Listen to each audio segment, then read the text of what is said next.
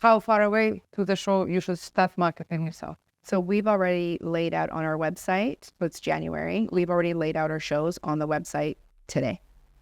So if you're a beauty professional and you go to our website, you can see where we're going to be. We will start advertising right away. So for example, the New York show is advertising right now on Instagram. We share all of that. We put on our social media platforms that we're going to be there. We also email the people that we met at those shows saying, we're going to be at this show. Click here and you could buy a ticket to come see us at the show. We give our class description in there that we're going to be doing classes. We start marketing right away. You don't wait. Question, what is the best way for you to collect that contact information so you can utilize it later on? So anyone that purchases from us has to create an account because obviously we need to make sure that they're a professional. But we collect all information up front. That is key. That is so important. Do you message or do you send emails only to those that bought from you, that are your customer, or do you also email to those that came to the booth, left the information, but never bought anything? So we're changing our strategy on that. Before it was anyone that had purchased because that was the reason to get their information. Now we're going to change that up a little bit. So you want to basically reach out to those cool people, but you have the information. What's your best practice? What you maybe you saw that other booths are doing or you are doing, how to get that contact information? Because basically that's the potential and return of the investment later on.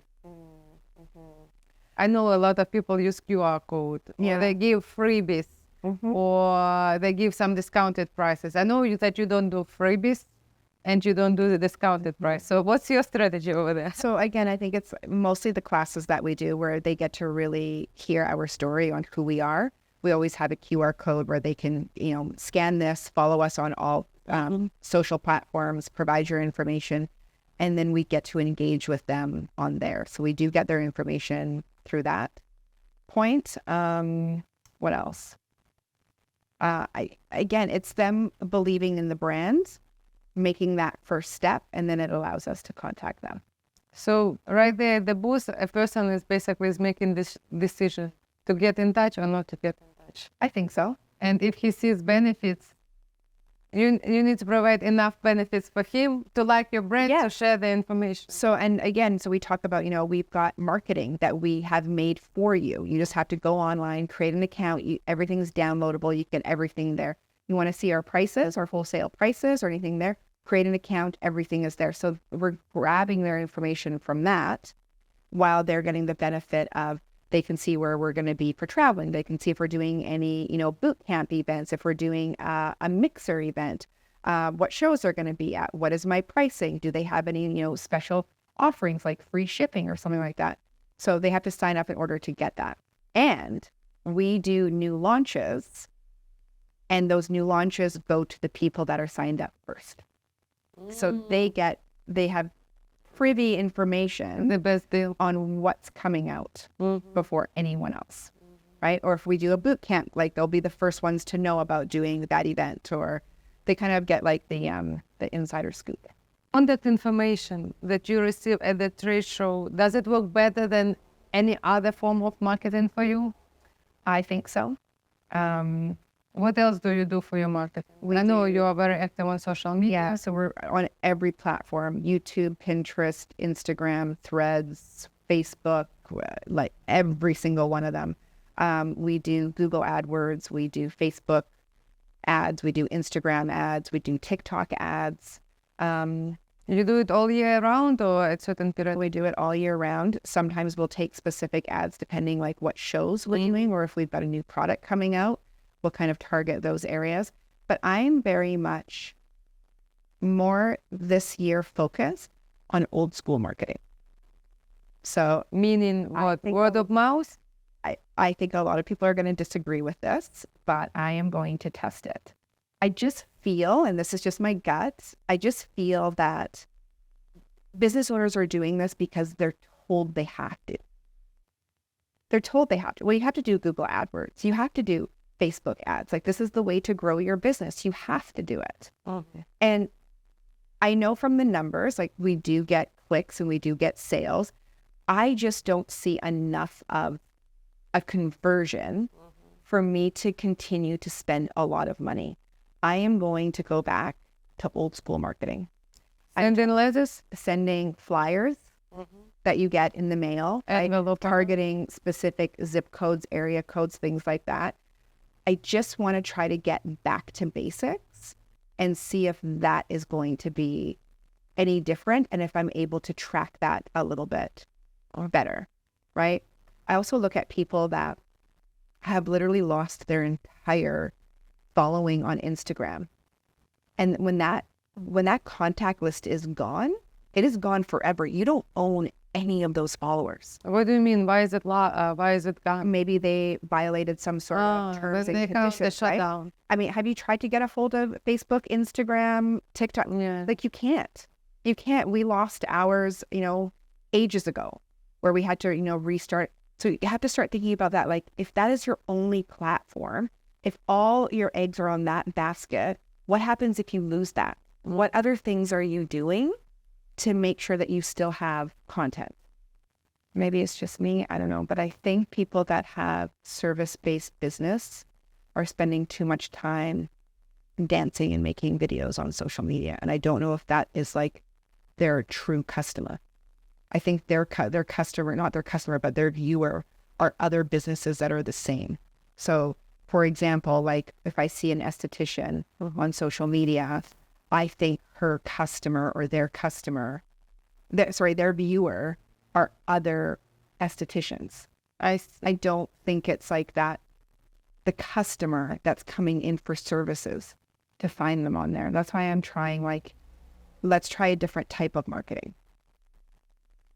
So you're trying to say that the first customer, first time customer would look on Yelp or Google For service-based, rather than Instagram. I think so. For a service-based business, something to think about.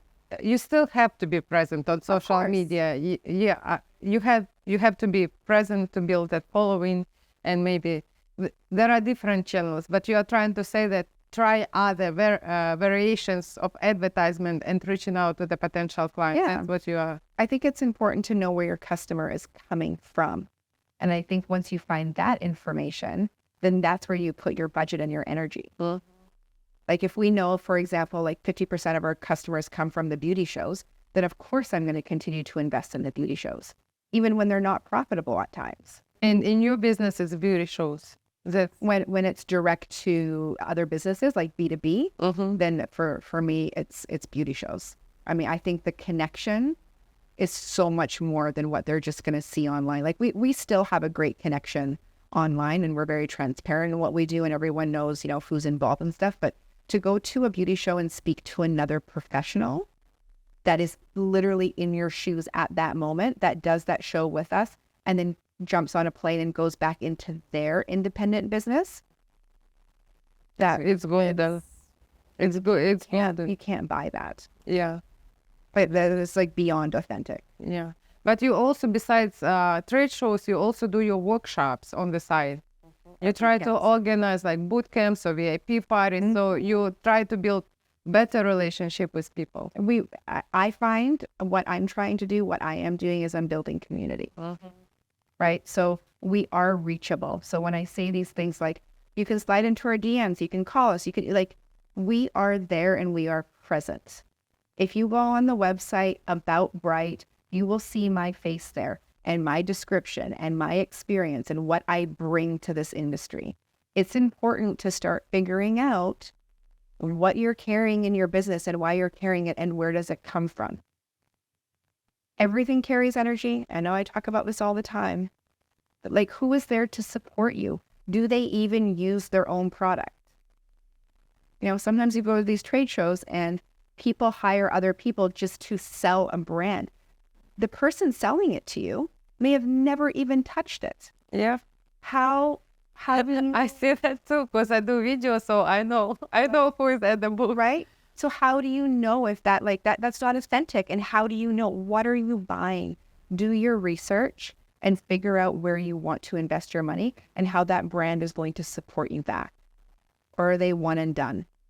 I think something else is looking at who attends a trade show more than once. You have that stat? Those analytics? I don't have the stats, but I think it's important for an attendee to look at that.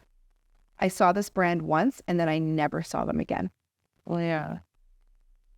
But you as an exhibitor, do you have access to who is coming to the show of the attendees? You don't have that information? No. There's an additional fee at some of the shows that you can buy like scanners and you can scan their badge. Yeah, I And see then people doing that too. it gives that information back to you. And then you can do your email marketing later on.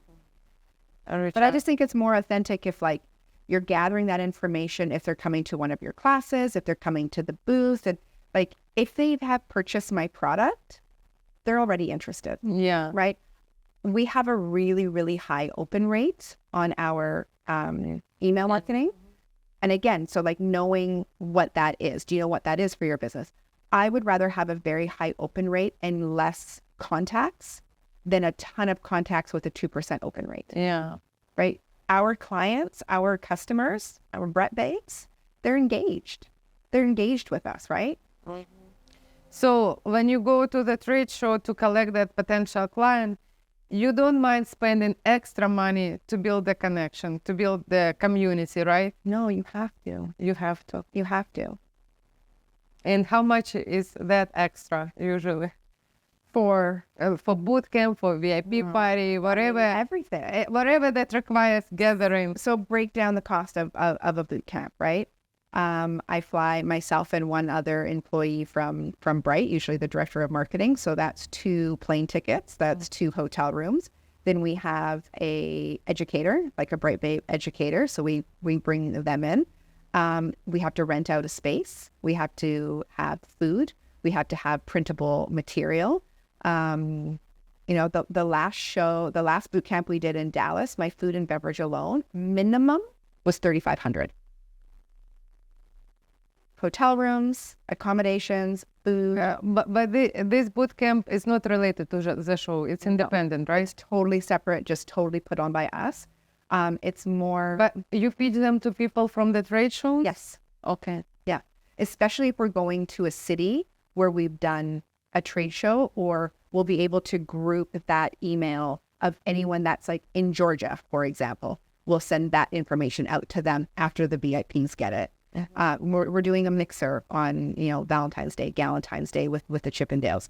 So we'll send that to everyone in Las Vegas because it's not a cost for them to fly, right? But we'll like market there maybe first. And then we do brochures that we put in all of the professional orders. So when they open up their order, they'll actually see something physical with a QR code if they want to attend. I see. That's good. What should be done after the show, marketing-wise? Follow up. So we do a thank you email that goes out right away. We kind of do like a recap, and we always put in a photo of our team, right? Because the show is so overwhelming. You're going to get these emails and you're going to say, who was Bright? Of course, they're going to remember us, but let's just use us for an example. Who was this? I never bought anything there. I did. Well, who? Click on it, and we've got a picture of the entire team. Why you are not talking about my videos? Why you are talking about pictures? I am going in order of what we do. So get a thank you email. Thanks for coming to visit us. And hopefully they'll see someone in that photo that they made a connection with, and then relatable But to that, right? Recognition. Then we hire this amazing company called Elena Z Films.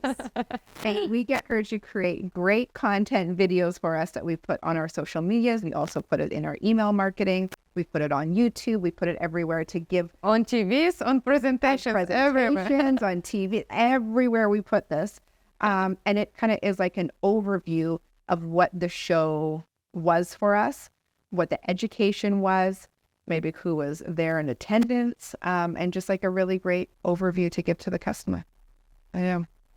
And I really like that you let them use those people that bought from you, you let them use your marketing materials. So your investment for that photo, for that video comes back to you anyways. And as a business owner, I think you have to remember that you create brand consistency, hence the brand guide. Where's the beautiful brand guide? Insert here.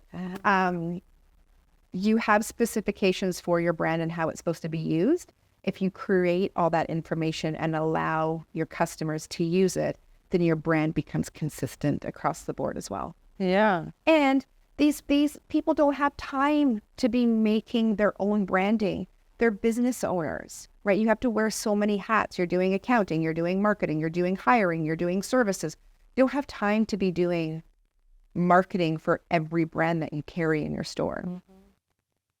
And I think that's why we're so easy to work with. Like we get that side of it. Well, that's cool. I really like that idea. That besides product, you also give them trainings, you give them marketing materials. It's all community, right? Like I want them to know who we are. I don't want them just to know Bright. I want them to know the people behind the brand. Have you ever tried to use influencers? Yes. How did it work for you? 0 out of 10. 0 out of 10? 0 out of 10. Why not? Maybe he was great to work with, like as a person. Maybe it wasn't the right audience. Again, I think it's all about being authentic, and I feel that word gets like overused right now, but I don't know what other word to use for that. I just think people can read through the bullshit of someone that truly is using your brand versus someone that was paid to do an ad. I see. Right? And I did it more for... So you're trying to say that we are intelligent enough now to recognize. Too smart. Too many choices, too smart. I think if you were to use an influencer, you should use a micro influencer. So someone that has like not a ton, like not a Kim Kardashian, for example, but that has like a smaller following and that maybe has a more of a direct audience, right? And someone that really is going to use the product. And even though this person that we used in the past, they did use it and they loved it. Was for our little waxing strips that we did early on in 2020. And he did use it and he did love it, but I just don't feel that he had that audience, and it was more for shock value and entertainment as opposed to like education and this is a good product. Maybe it's not him, but you who chose the wrong person, because it's also on you as a business owner. You need to provide them the script. You need to tell them how. Well, we did. There should be the whole funnel. We provided all the guidelines for everything, but I think it was the wrong audience, right? It wasn't, and like, because he did a great job with like informing on how it works and what it does, and this is why you should use it, and this is where you can find it. And it was fun. Like it was all really well done. It just wasn't the right audience and the right fit. Right? So no to influencers. I find it better. Like I know for a fact that we have major celebrities using our products. Big ones. And all I need to know is that they do use them, and that they're talking to their other friends and their other celebrity friends about it, and that they're buying in the background. That's all that matters. Would it be nice if they posted? Absolutely. But I'm not going to pay for a post. But how do you encourage people to tag your products, to tag your accounts? Again, I think it's community. Like I think we repost everything. So when we say we're going to do something, we deliver on our promises. And we do say, like, if you tag us, we'll repost it. And of course they want to be reposted by, the brand that they use. So we repost, we encourage, we try to get, you filmed a ton of testimonials of people that use the product. So for them to have their voices heard, I think is important as well. Like they feel seen, they feel heard. That's what everyone wants. They want to be included. Our first commandment is you can sit with us. So we are about inclusivity. Everyone can sit with us. And I think that hits everyone, because as soon as I say that, everyone starts to think of a spot and a place that they didn't feel included and they weren't allowed to sit. Right? So in saying that, following the Bright commandments, number one, you can sit with us, is we want to hear from you. And we welcome everything. We send out a customer survey at the end of each year, not only to our internal team, which can be confidential, but we also send it to all of our customers. Anyone that has ever bought anything from us, B2B or B2C, they get a survey at the end of the year. By filling it out, simply they get entered to win a $100 gift card that they can spend on our website. But we want to hear everything, right down to, do you find our website easy to use? What are new products that you want to see? Block, our sunscreen, and the Hype Light came from people asking for it. Oh, wow. So we really listen to our customers. What about affiliate marketing? I know you have it on your website. Yep. So we have that. So I am very picky and choosy on where that link goes to. What do you mean?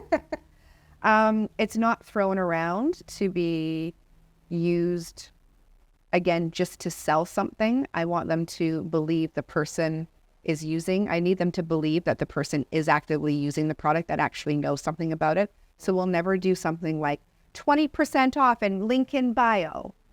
Like, that's not going to be us. It's going to be, you know, I use this product, the link is in my bio, and you can see it from there. And then we can also just see where those sales come from. Again, like who's using it wisely, who's, you know, generating new business from it. And recommendations or word of mouth. One esthetician use it, telling, I mean, in that B2B segment, not B2C, but B2B. You have a lot of referrals, kind of like that? A lot on, I'm so bad with Facebook stuff. I don't know much about it, but they have like a community inside that's like a chat. What do you call it? Like a Facebook group of estheticians make a lot of these chats and stuff. And we are constantly just like, you know, watching and learning and listening and seeing. And there is a lot of like people asking, like, I'm looking for an all-natural skin lightening system. Does anyone have any recommendations? And we actively see people recommending within those groups. That's great. And you also have podcasts and YouTube? Yeah. YouTube, we've got like 230,000 subscribers. So we're active on that. Podcast, we try to film weekly. Sometimes we have guests, sometimes we don't. We do everything. We're everywhere that we can be. I mean, I think about, you know, back to the days of like when I opened up my first business 16 years ago, I didn't have access to that. I was taking out ads in phone books. Like, what is a phone book? A doorstop today, right? So why not be on all those platforms if it's free? Yeah, It's free, right? But I think the biggest thing is like trying to figure out what is working. Like, are you doing it just because everyone's telling you to do it? So what worked for you the best out of all this marketing? What is the best for you? So B2B or B2C? We are measuring in sales, B2B. Business to business. I would say the shows and social media for us. And then the constant follow-up and checking in with our customers, being reachable. I think that's huge. But, you know, with the shows, again, I keep saying, like, you can't look at it as like a financial part. You have to look at it not what did I make at the show in these 3 days, but the revenue that comes after. Yeah. Because there are a lot of people that come to the show that maybe didn't know who you are. They're interested. They've now come to one of the classes. They've been to your booth. And then they go, you know what? I'm going to go home. I'm going to think about it. And then you get the sale afterwards. So you have to think long term that sales come. Sale next year. Because how many people came to your booth and said, oh, I couldn't get to your booth last show. I'm finally here. And again, going back to what I said about, you know, those one and dones that show up once and then you never see them again. So sometimes people wait it out. Like, okay, let's see if you're going to be here next year. I'm going to see if this brand is going to stick around. I'm going to see if it works for my girlfriend. But you also, as a business owner, you recognize a lot of people from the crowd, from attendance. We try. I mean, as we grow, we're not going to be able to recommend. But yeah, I recognize people mostly by like their social media handles and stuff. Like I can actually see them in the classes. And sometimes we call them out like in a good way. We get them to stand up. And we still like, you know, Becca remembers the first customer that's ever purchased from us. Like it's wild. And again, I think it just shows us building the community and having relationships with our clients versus the one and done or the man in the warehouse. So summarize, please. We are linking it to the events, to the shows, to the conventions. What should I do as a first-time exhibitor for my marketing when I'm at the show? When you're at the show, Yeah. Or before the show. Give me the path. What should I do? so you need to send it out to all of your customers that you're going to be attending the show. You need to share it on all your social media platforms that you're attending the show. You need to give them the links to the show because people don't like to go look for things themselves. Everything needs to be accessible. You have to have a clear brand on who you are, right? So some sort of banners, signs, big booth, small booth, doesn't matter, but who are you? Who is your team? Are they like in proper uniform or do they have like a badge so they're recognizable? Do you have stock there? So I'm not talking like people that don't want to bring stock because of the additional cost. I completely understand, but you need to have something to show and demo, right? So have something there. You need to make sure that you've got internet, you've got power. If you need power, if you have videos, if you have iPads, so you can actually show them your website or show them before and afters or however that's going to work. Oh, there's so much. There's so much. That's just things off the top of my head. Do you schedule certain period of time actually to talk to other estheticians or other business owners During the show, during the show? you really can't schedule anything during a show, at least for us. We've tried in the past. We've tried to schedule lunch breaks. Sometimes the girls don't eat all day. We are so busy. So unfortunately, for us, it doesn't work with trying to schedule meetings or breaks or anything like that because you just never know what's going to happen. Like it's just, it could be a earthquake. It could just be you're super busy. It's too hard to schedule. I try to meet with other brand vendors just in passing by in setup and tear down, right? You can always try to talk to them there. Set up more than tear down because some of us are usually crankier at the end of the show after the long days. And then before and after a show, right? To walk the floor and talk to other vendors and stuff. Because you are trying to keep the relationship with both, right? With people in the industry, but also yeah. There is no time to meet during the show. I'm sorry, not for me. and also, I want to keep my energy very present on this. This is my goal of the day is to be fully present to my customers and to my team. Like I don't have time to deal with anything else. Do not book me for anything. Do not set anything up. Don't ask me to go for dinner. Like that is my time to give 110% because that show, that 6 to 8 hours takes everything out of you. right? Yeah, everybody's resting for a week. We're zombies after. We have online manuals. We have online training videos that you can purchase. We have one-on-one kind of like Zoom the trainings that we do with our Bright Babes. And we are launching a new Bringing on Bright, which will do an overall evaluation of your business's prices, how to price Bright, how to market it, all of that. That's launching in the new year.